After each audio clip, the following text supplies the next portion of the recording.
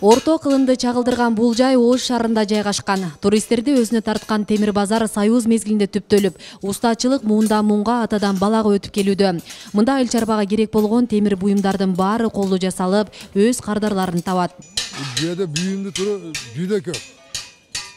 Темирден кийин неме үчүн жасалса, башка жасалат.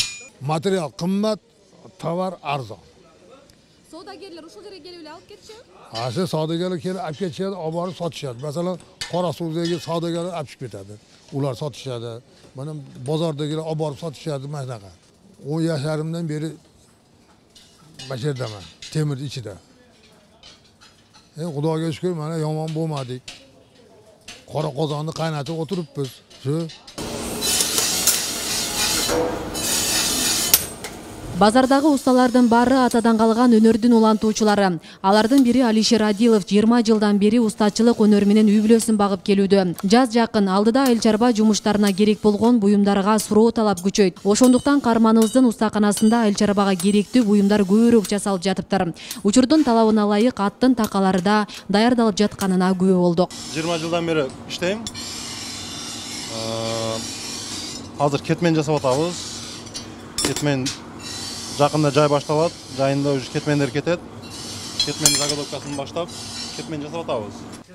Не только кетмен, такаларын жасайбыз, такалар, например. Российский материал темир базардан алып келип, 14 тук арматура, российский арматуралар алып келип, соны жасайбыз. Размері har xil болот.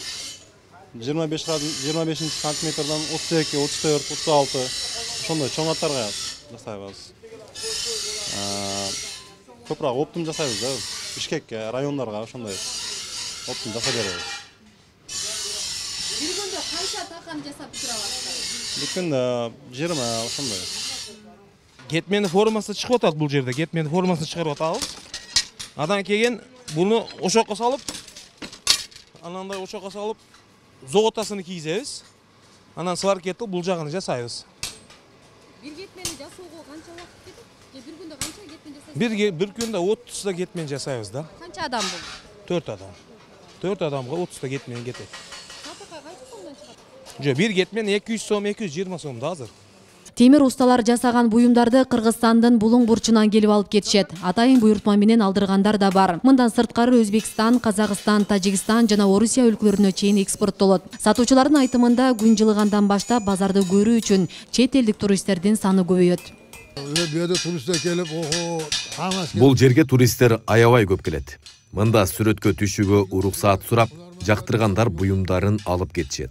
Алар биздин эмгекти баалап, ыраазычылык айтышат. Анткени өнүккөн заманда мындай темир устачылык кылгандарды табыш кыйын да. Белгилей кетсек, аталган жай Ош шаарындагы темир усталардын базары деп аталат. Мында темирден буюм жасаган 10дон ашык уста иштейт. Базар 1961-жылы түптөлгөн уникалдуу жайлардан болуп эсептелет. Асель Сыдыкова, Илимбек Турсунбай уулу, Регион телеканалы, Ош.